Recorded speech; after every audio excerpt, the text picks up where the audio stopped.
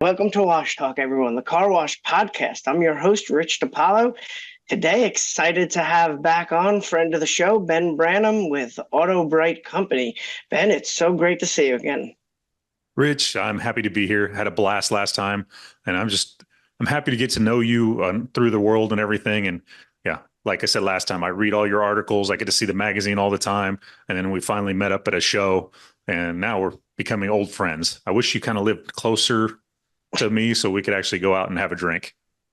All right. Yeah, that sounds like a great time. Well, at least we get to meet at these shows, and we could certainly go out for a drink there. And rule number one on this show, sucking up to the host gets you everywhere, Ben. But the questions will remain the same. And I remember last time we discussed it, we were talking about the topic of the rise of the mini tunnel, which sounds like that market is pretty healthy, just talking with you. But really no great way to transition, since that format doesn't really use a lot of labor.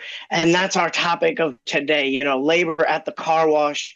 It's a hot topic that I'm sure this industry has been discussing for decades and decades and decades. But this industry looks a lot different than it did even a few decades ago. I wrote an article for the August issue of PC&D, Ben, where I quote somebody saying, we're building upwards of 700 new locations a year across the United States. A lot of that obviously is the conveyor express exterior format, as you know, but there's so many investors coming into this market, Ben, that might not be familiar. So maybe with question one, we start off with the basics. And can you explain the different wash formats available to new investors? And can you provide a rough estimate of the labor needs for each one of these wash types? Yeah, well, let's start at the top. And that's the original hand car wash back in the day, full serve. Somebody came up to the car wash and somebody would take the car from them, and then they would do everything. And when you needed that, you probably needed 30 employees, maybe 40. And that's ongoing, rotating. And of course, Saturday afternoon, you're going to need more, and it would go up and down during the week. But you're looking at a staff of 30 to 40 employees to run that small site. And then in comes, 10 years ago, we had the express car wash boom, and we got rid of about half of those employees. And now the customer does half the work for you, or more than half the work, actually, because they take the car through the tunnel and they also vacuum their own car, and they do the detail and the dry down and anything else they want. So that really got rid of a lot of the labor, and people are super happy with that model. And that model is going to continue for a long, long time, because really it's matching the time of the person wants to spend at the car wash and how well they want their car washed and how much they want done. My wife is my perfect example of a tunnel customer, because she has less time than money, and all she cares about is getting the car rinsed off so it's decent looking, and she's in and out of there in 5 or 10 minutes. And she will literally drive by the car wash a couple times a day. And when there's no line, that's when she'll go. When there's a line, she'll drive past the car wash, but she has a membership. So that's where I think that express model is really going to stay for a long, long time, as people are in that groove. The next one going down is where I specialize in. It's kind of a mini express tunnel. And so it just takes a smaller footprint, does less cars, and just takes less everything. And when I say less everything, less employees too. You're looking at halving those employees again. AutoBrite is running a test site that we've been playing with in San Antonio for a long time, and about a year now. So we actually built the site just so we could run it and test it and play with it and get things going. And we have a total of 4 employees out there, 1 manager full-time, and then 3 part-time staff members. So you can see where that labor goes way down. But we don't have 4,000 members. It's a smaller site, and it's not going to do 1,000 cars on a busy Saturday like the other ones will. We're looking at 300-400 cars as a busy Saturday for us. But since the site is half the size and you have a third of the employees, you can start seeing where that level of investment goes way down. And that's how we're going down on this too, is kind of the level of investment that you got to make. Going down from there, you got a couple other ones, and they come in hybrids too, but you got an IBA model, which is the little machine out there that just does its thing. People park in front of it and it goes around the car, and it takes less space, less people. And you can run that one pretty much 24/7 by itself and not have to worry about it. and just have somebody on call when things go wrong and go fix it and clean it and stuff. And we're going to kind of talk about that as the self-serve is the last kind of car wash thing that's in there. And that's the one where you put in the quarters and you take the wand yourself and you wash your own car. Those are still busy. And AutoBrite's been doing that for 60 years now. It's been our thing here in South Texas. Little brag on the company here. And if you go by a self-serve car wash in South Texas, there's a 50-50 shot whether AutoBrite built it. So we kind of built about half of them in South Texas over the last 60 years, which is kind of cool. So we get to do a lot of that, but you see what that is. And then that labor, you have 2 or 3 employees. You could be a one-man show. The one I want to get into when we're talking about investors here and where we've had investors have problems is it's not the piggy bank money. It's not mailbox money. You don't just buy the site, let it run itself, and then go pick up the money. You really have to have somebody there for a couple hours every single day to clean it, to check on it, make sure everything's working, and then fix things that are not working. Because it's all of this stuff is a crap ton of machinery that I know you know it, Rich, because you go to the shows and you've been to a bunch of car washes and you get to go see in the equipment room and stuff. And the amount of equipment, if you guys haven't been to one of these back rooms or been to the shows, the amount of equipment in these little freaking buildings will just blow your mind about the amount of stuff. There's air pressure, there's water pressure, there's 100 pumps, there's water everywhere. There's a chemical dilution station that does 15 different things that you didn't even know in the car wash. And then we get the computers involved. So it gets a lot of stuff, and you've got to fix it all the time. So that kind of most people you need all the way down to the least. And it kind of works that way for the amount of investment and the amount of money that you can charge for your services. You know, self-serve, we charge the least, and we still jokingly say we collect quarters. I have one customer that's building his empire 1 quarter at a time because he's got like 5 self-serves now and he's still expanding. So it's kind of 1 quarter at a time versus the other way where we charge $40, $50, $150 for a full serve and a detail per customer. And then the express washes are like $25 per person. So much an investor needs to know when coming into this market outside of just what the labor needs are, but there's also different land requirements, and there's also, equipment is more expensive on these different wash formats or less expensive depending on what you. So if you're an investor, have no idea what we're talking about at this point, maybe pause this interview, go to carwash.com, learn about the different wash formats, go to AutoBrite's website, go to ICA, the International Car Wash Association, learn a little bit more about the industry, and then maybe contact a car wash consultant and then venture into the market. But, automation, just happened to be perusing the internet this morning, Ben, and I saw a headline that showed a robotic masseuse. And the headline was this robotic masseuse was going to revolutionize the sauna industry. So we see automation and new tech seems to be replacing labor needs, across many industries. Is this happening in the car wash market today? And if so, to what extent? It is, and it's going to continue to go, but it's not going to look the way anybody thinks it is. So you talk about your robot masseuse, and everybody thinks about that there's a 2-legged robot that looks a lot like a person that's going to come in and give somebody a massage, right? That's what we all picture. It's just that's not going to happen in the car wash industry, and that's not what's happening in the car wash industry. We start a couple of years ago, pay stations, automated tellers, whatever you want to call them, that little box out front that you pay money to, is replacing a person standing there making change for you. And so that stuff is getting more and more, and that's replacing a little bit of labor. And of course, there's a discussion of whether it's better to have a person standing there or not. And we can talk about that a little later. But the other part that we're doing labor with is technology marches on. I'm setting up an account for somebody right now to do chemicals at their self-serve and their IBA. And one of the things they want to do is have somebody go check on their chemicals at least once a week, if not twice a week, to make sure that they're not empty. They have enough for the weekend, which is, something you have to do as part of that. Well, I bought a $30 webcam and a $50 web service, and I solved my problem every time. I don't have to go out there anymore. I just log into the computer.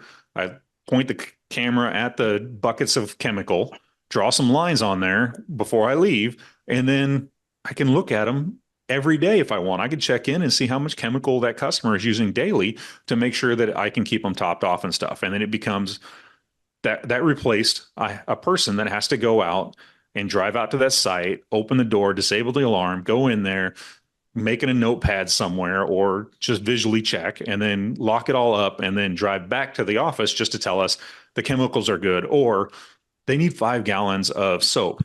Yeah. So they can get the 5 gallons to go back out there. So it's replacing our technology is going to replace stuff like that very, very slowly in our industry, but it's going to keep going and it's going to keep going and going. One of the ones that I love, because again, AutoBrite is my thing. I'm here on purpose because I love this company and what we do is we do belt systems in our mini tunnels. And the belt system allows customers to load themselves. You don't have to have a loader to sit there and push the button to get the roller to come up to push the car through the tunnel. So we automize that and we get rid of the loader and we can open our tunnel 24/7 instead of having to have somebody stand there to make sure somebody gets in that track correctly, push the button to get the roller up and send that car through. So we are replacing somebody there. That's one of the reasons why we're running this test site and we can have 4 employees instead of 10. But correct me if I'm wrong, Ben. Part of a car wash's appeal is that it becomes a pillar of the community, right? So it's still important to have that human element on site and not to make it completely robotic and computerized.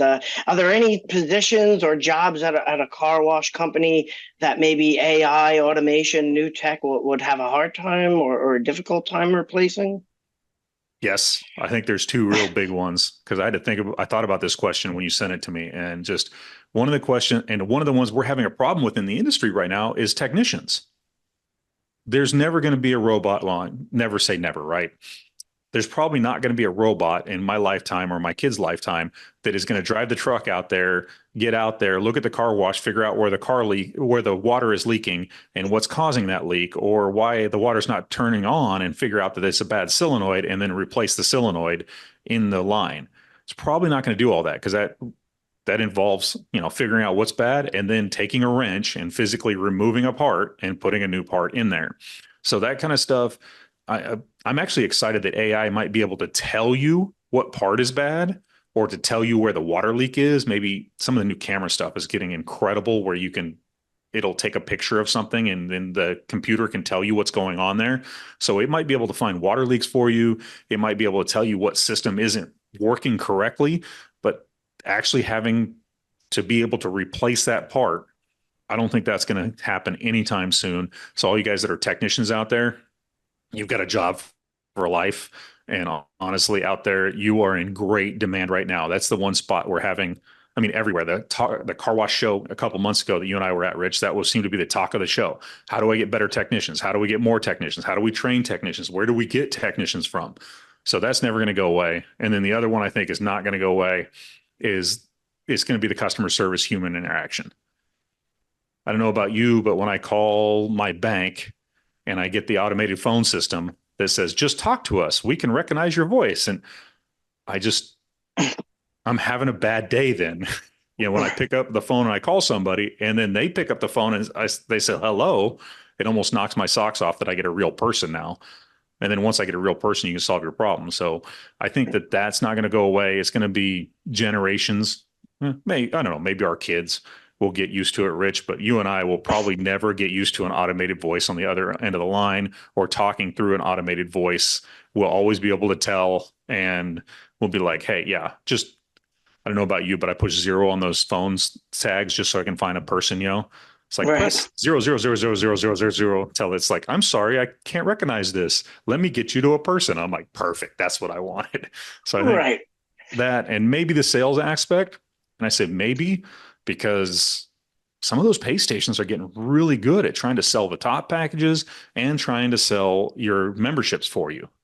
So that's a give and take. If I got to pay somebody to stand there, I got to have them sell enough stuff to make it worth them standing there.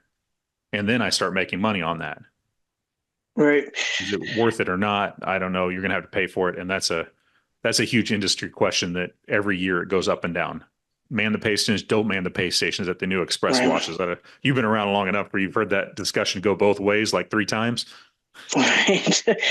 Yeah, the trend now, I'm told, and just for some articles I've written recently, is have a person out there at the pay station and pitching to every single customer to increase the likelihood of growing your membership base. But I'm sure you hear about this, Ben. For you talk to a lot of operators throughout the year. Maybe this is a question that comes up, but with fewer employees, how do operators ensure that they're providing a high level of customer service as well as quality results?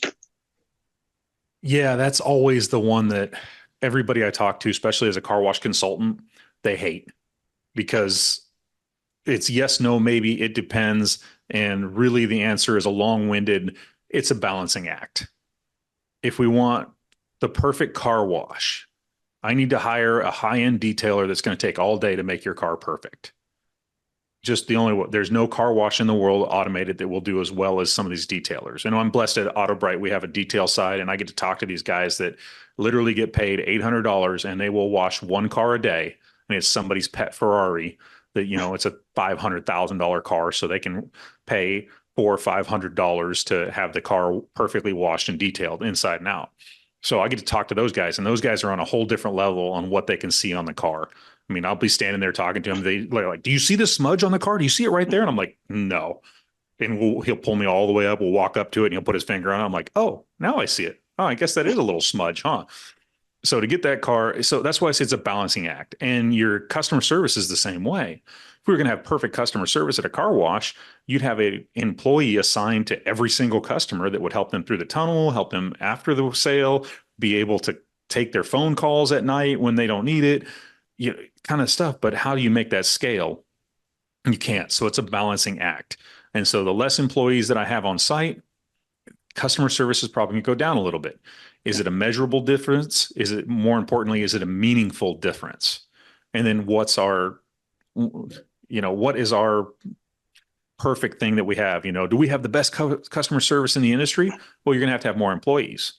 Do we have the cheapest car wash in the area? Well, you're going to have less employees and people are going to expect less customer service on that kind of thing. So it's kind of a balancing act, and you can hit that balancing act by what you want to give your customer and what you give your customer as an expectation. We're the fastest car wash in the industry. The car wash my wife goes to right now, they want to be the best automated or tunnel car wash in San Antonio. So they actually have two people on the outside of the tunnel that dry the car on the way out. So they can catch any spot that machine missed as it went through, or the car is extra dirty and they just, wet rag wipe off that one skunk stripe that seems to miss everywhere when you have that disgustingly filthy car. But that's how they do it. But they pay for it. I mean, having two more people at the end of the tunnel to dry the car every day, all day, gets expensive. So that's why I say it's really a balancing act. So what do you want to do as an owner? What do you want your car wash known for? What do you want to be known for? And how do you want to do it? And where's that balancing act? And on that balancing act too is, what do your customers expect? I can go to different areas of San Antonio and get different customers that are going to expect different things. I go down to some of the poorer neighborhoods where it's just lower class working or middle class working people, and they just want to get in and out fast. They don't care. My wife could care less if she talks to any of the employees at all. She'll wave to you and that's it. And she's real friendly, but she loves talking to people. She does not want to talk to people at the car wash for some reason. Doesn't want to talk to the guy that opens. She pays for the monthly subscription so that she doesn't have to stop at the pay station and talk to the person standing there. She can just get right through. So what does your customer expect on that stuff? If they were all like my wife, that would be easy. You don't need somebody at the pay station ever. You need somebody there the first time so that she could buy the membership. And after that, you don't ever need somebody there. So balance with what your employee wants too, or your customer. On the other side of the coin for here in San Antonio is we have some rich areas here, like everywhere in every big city. And they expect you pretty much to know their name when you drive up. Oh, Miss Johnson, it's good to see you again. I'm so happy that you're here. Thank you. Your car looks great. Let's polish that up a little bit for you. Go on right in. So all of that is a lot of it depends, and it's a balancing act, and all those other things that all of my people that I work with, I say my people, all of the customers I work with, all the people that come to me for consulting, That's the question they hate the most. They just want to know, okay, all I need to do is A, B, C, D. I have the perfect car wash and we're through. And it's kind of the same question, if we do less people, are we going to have less customer service? Maybe, probably, maybe not. We can still I love using my wife, and she knows that I use her as an example for everything. So at the car wash she goes to, she doesn't really care that it's the best, that somebody's drying the car. What she loves, they're drying the car, so they bump her mirrors out. She has an older minivan that doesn't have the automatic mirror fold in. So all of the crossovers and everything bump the mirrors.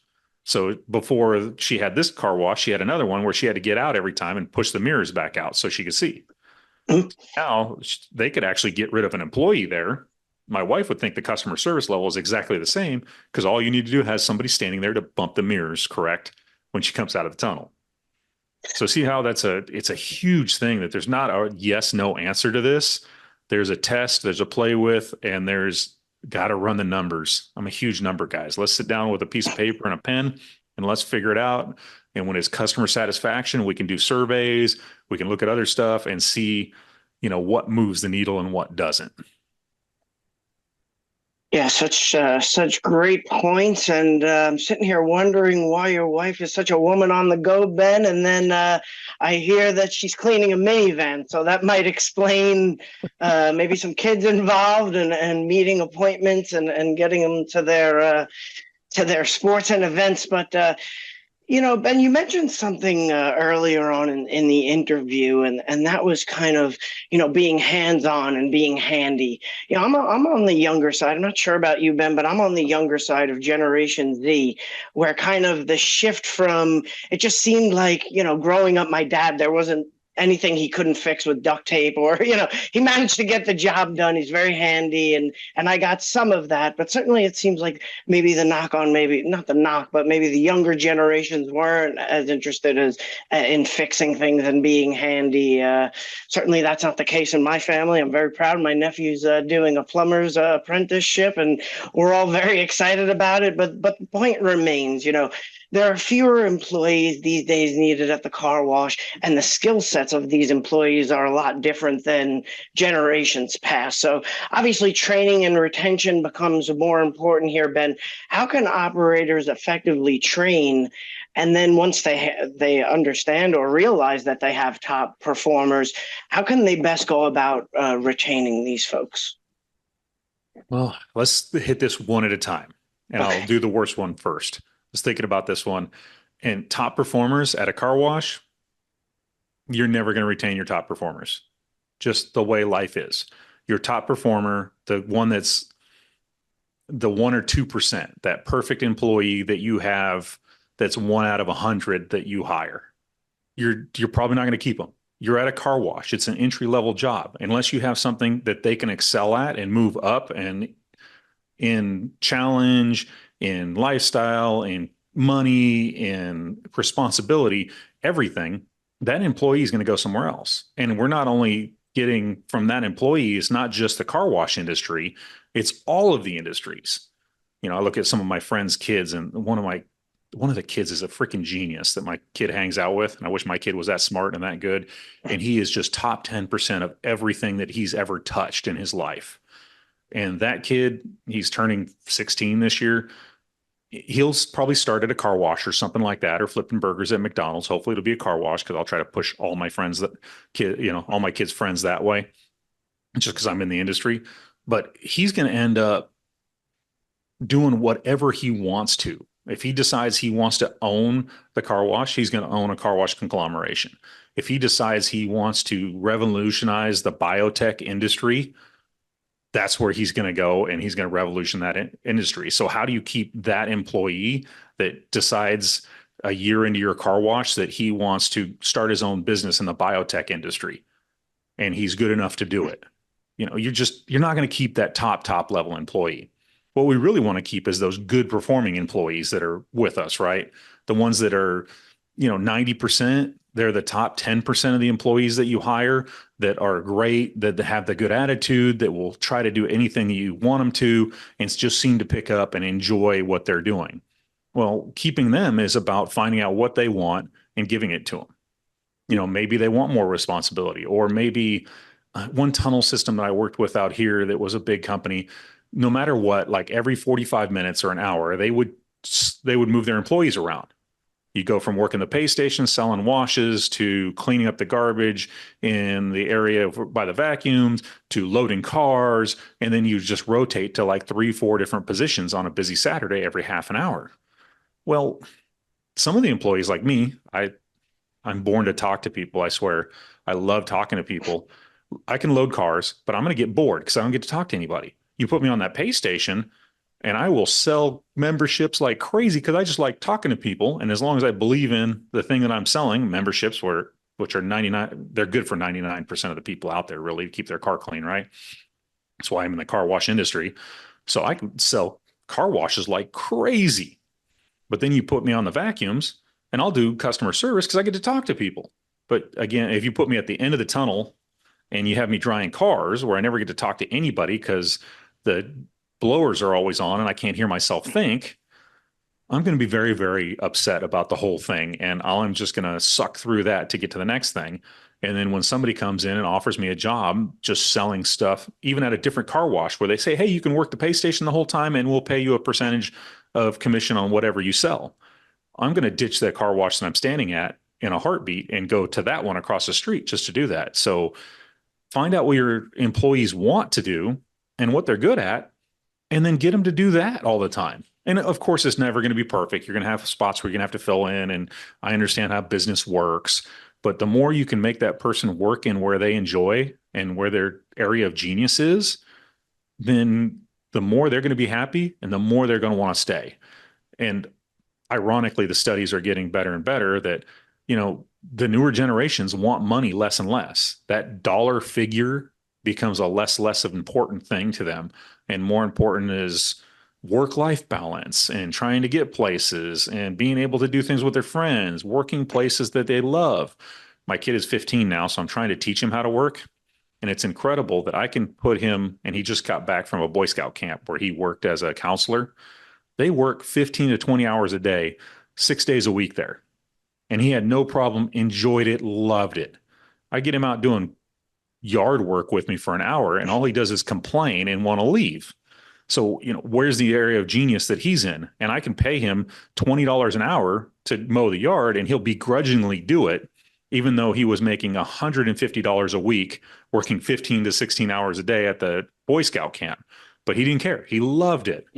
So that's going to be the next thing you're going to have to look at, is getting that person where they want and helping them get what they want in life. And sometimes you can help them and they can help you take the guy that we started with that wants to start a biotech industry and he's working at your car wash to get himself through college. What do all industries have involved? They're all a business, right? If you're the car wash owner, you can teach him about business and he'll stick around for longer because you're helping him get what he wants.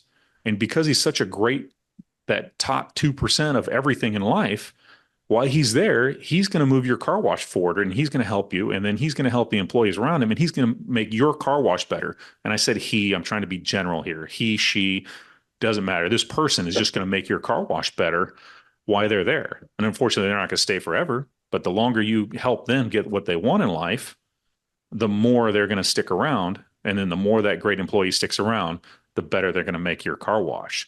So retaining is going to be a long, long journey like that.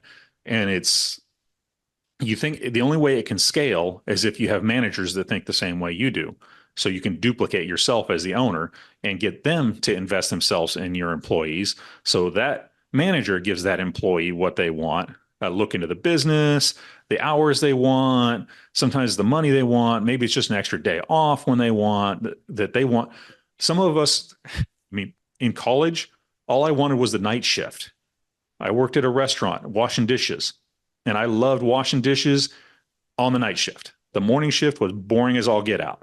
So as long as they gave me what I wanted, I was making decent money. I was happy. I worked the night shift. It was great. Don't make that employee work in the morning. Don't make them get up at 6 a.m. to open at 6:30, to have the car wash open at 7:30, because they're going to hate life and they're going to hate you and they're going to hate their job. So and that's the only way you're going to figure that out, is to know that individual employee and figure out that they're a night owl and they will do the closing shift every day for the rest of their lives. But as soon as you put them on the morning shift, they're looking for another job. So when they are looking for another job, that was the other half of your question. We can go a long time on this, right? Is how do we actually gain some talent and train them? Right. The training thing I found over the years is about systematizing everything. You've got to have a training schedule set up. You've got to have stupid things like, if you're going to hire a higher level employee, maybe they need a desk and a computer before you hire them. You're trying to get the IT guys to set up their stuff and their computer. And a week later, they're sitting there scratching their head going, did I take the right job? Same thing with the employees that you start at your car wash. They show up that first day, they're ready to go, or they're like, did I pick the right job or not? But when you have a system for them to run through, okay, today you're going to be working with Mike. You're going to learn how to load cars. And here's the things that you need to do to load cars. Before you and Mike go start loading cars, we've got this hour video for you to watch that it's going to go over hand and arm signals, emergency procedures, things to look for, and how for you to be great at this and how to keep yourself safe.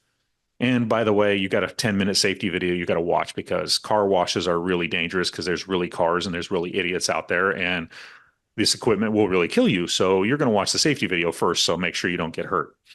And then you start going through things like that. And as long as every day you have a plan for them when they get there, and here's how you succeed, here's how you do better, here's how you get through this, they'll keep coming. It's when you come in, the new employee comes in, even if they're raring to go, you got that top level 2%er that walked in and they go, hey, okay, Rich, I'm ready to go. What are we doing? And Rich goes, yeah, you know what? Let's start in the vacuum area. You'll kind of get it. You're going to hang out with Ben today, and Ben's going to show you the ropes.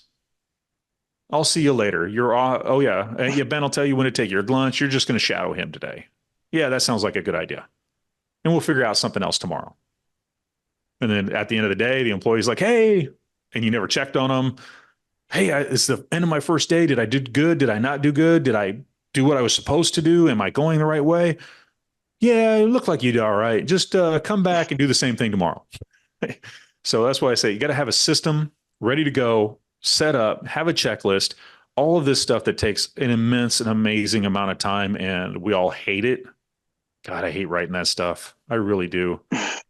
Secret from AutoBrite, you can tell my boss, he's going to hear this anyways, is that he has me write some of that stuff every once in a while. And I'm like, this is not my area of genius, boss. You keep me doing this, I'm going to be thinking about something else. I don't want to write that stuff. It's not what I do. It's not where I have. That's not a big secret. I've told him that. But, we try to fill in where we can. But if he made me do that all the time, I'd be looking for another job. So I know how much you guys out there as owners hate that stuff because you're more like me, people person, or you're a car wash person. Or you're a business person. You're straight into the business weeds, the numbers, everything. Or you're always trying to make that car 1% cleaner and shinier. Or you just love talking to people like me. I mean, those are the three people that really get involved in car wash. So the guy that has to write those systems out, there's probably not any of you guys out there. I know. Pay somebody to do it or just shut the door over a weekend or over Monday through Friday and go work at the car wash Saturday and Sunday and get it done so you can retain that employee when they walk in. You get that one that's just, he's there, he'll stay or she will stay for her whole college career for 4 years and do amazing things at your car wash. And hey, maybe they'll write the next one so you don't have to because that's what they're good at. Right. Get in there, systematize it, and then find out what those employees want, and you can keep them around for a long time. Well, you got Chat GTP helping to write those training manuals when you need to fall back on that, right, Ben? So, I'll get you. You spent a lot of time with me today, and I definitely appreciate it. I just had one more question for you. It's a bit of a loaded question, so I'd appreciate your patience while I try to get it out here. But obviously, owners are in it to make a lot of money and spend a little bit less money, right? So they're always looking at those P&Ls. But what are the risks associated with trying to cut corners when it comes to labor? A lot of things that you mentioned with retention can actually be addressed during the hiring process. Make sure you're hiring the right person for the right job. Get to know that person is what you're talking about, putting the right people in the right seats. So a lot of that can be weeded out in the interviewing. process. So, how do you go about these owners who want to cut corners to achieve maximum profits? They're not hiring the right people, or they're being cheap with wages. And then, as a follow up, what are some telltale signs that my car wash might need to hire additional staff or maybe even reduce staff? Oh, it's a short-term gain for a long-term pain. How's that? If you Fair don't want enough. to if you get less and less employees, and it can get really, really bad. Honestly, I was just studying a sad one that came across my desk because I keep up on all the stuff. And at one of the big car wash chains, one of the loaders actually was killed in January. 26-year-old going to college, nothing but great things to say, and somehow got, quote, wrapped up in the machinery and was killed and died on site. So, yeah, you want to short the labor, you want to short stuff, you want to keep the cost up. What's the cost of that person? And we can say that first, it was a horrible, horrible situation. And we have one or two people in the industry die a year from some kind of accident like that. And it's a horrible tragedy. On the other side, we're actually a pretty safe industry because we only have one or two.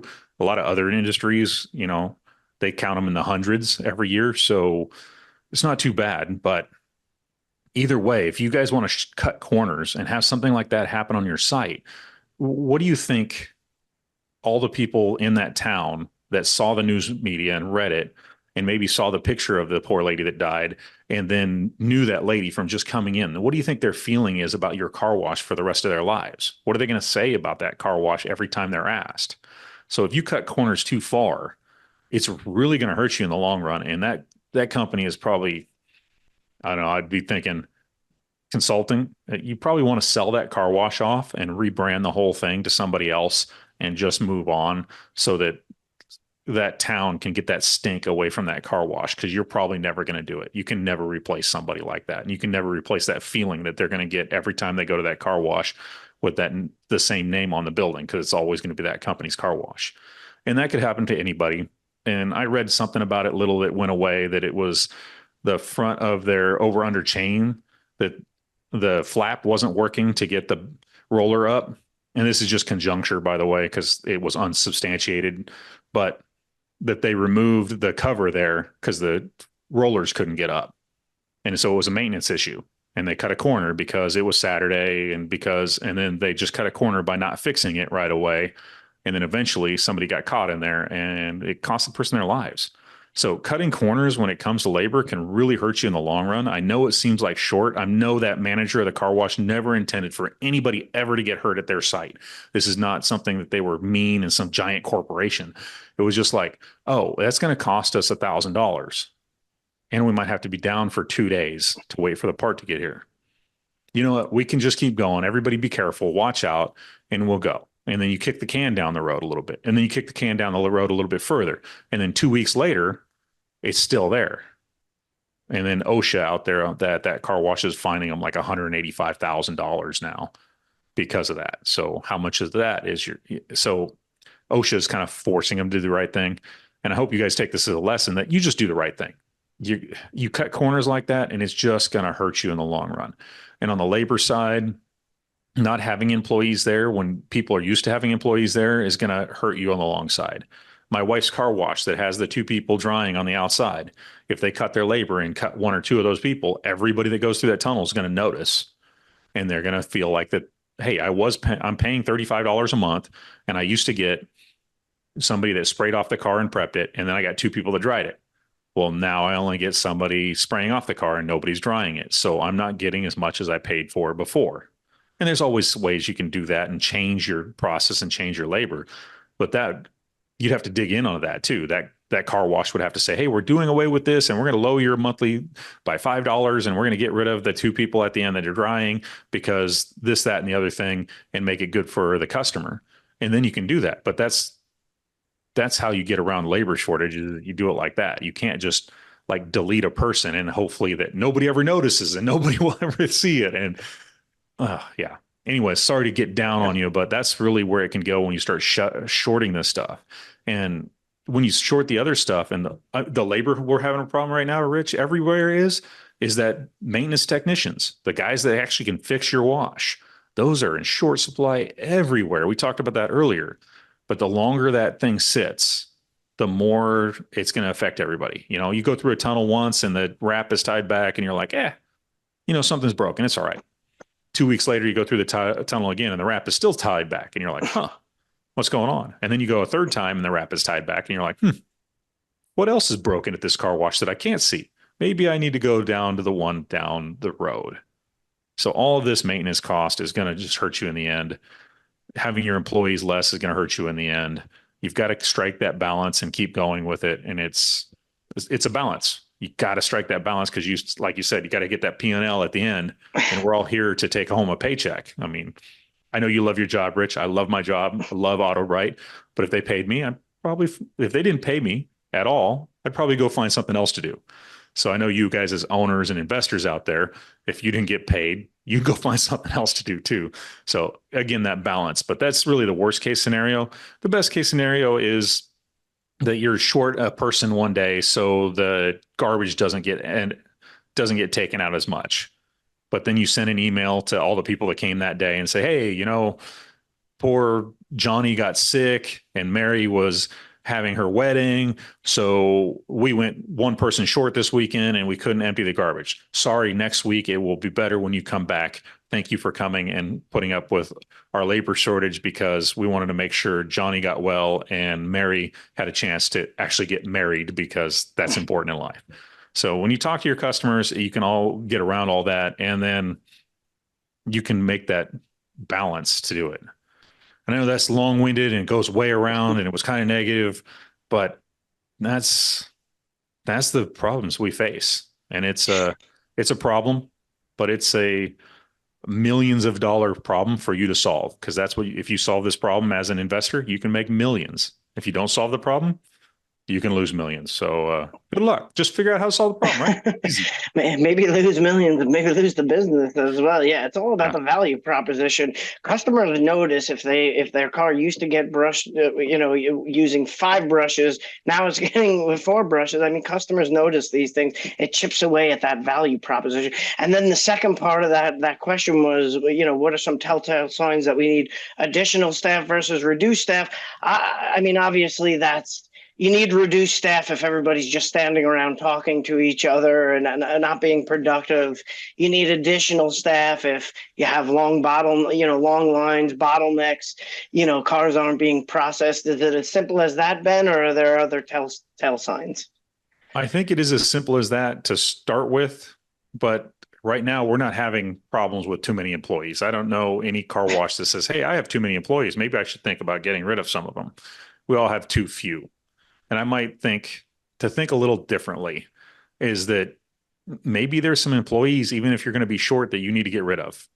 The guy that's the Debbie Downer every day comes in is like, woe is me, looks like Eeyore, and nobody wants to stand next to him because he's like Eeyore all day, every day, and the world is falling, and he hates his life, and he hates his job, and he hates his customers, he hates his boss, and everything is just the worst. Maybe he needs the opportunity to go work somewhere else, and so that you can bring another employee that's actually going to bring up your business. And that's why I look at, how do I have too many employees? If you think you're full staffed, maybe it's time to look around and see who is your least performer. And they're your least performer. I say it sounds horrible when you say that, but when you see your least performer, it's probably that person that is Eeyore, that hates being there, that hates the people they work with, that hates the people they're around, that hate their customers, and then just hate life at your car wash. And they exude that from everybody else. So maybe it's time to look at that person and go, hey, maybe we can work shorthanded one for a little couple weeks, and then I can spend some time and replace that employee instead of have them there. And the best way to find that employee is the one employee that none of your other employees want to work with. You as the boss, you might not be able to see it, but all your other employees, when they go, oh, no, I don't want to work with Ben because, I don't want to work with Ben. And then you put Ben somewhere else and, no, I'd rather not work with Ben. How about you give me Rich instead? And that happens at 3 or 4 different managers in 4 areas. And pretty much you can figure out, hey, maybe Ben is that one employee that we have one too many of that we don't need. And maybe we can do that. So I'd think about that problem a little differently. Think about that. If you're full staffed, what employee is the one that's bringing the rest of the crew down that's hurting my wash?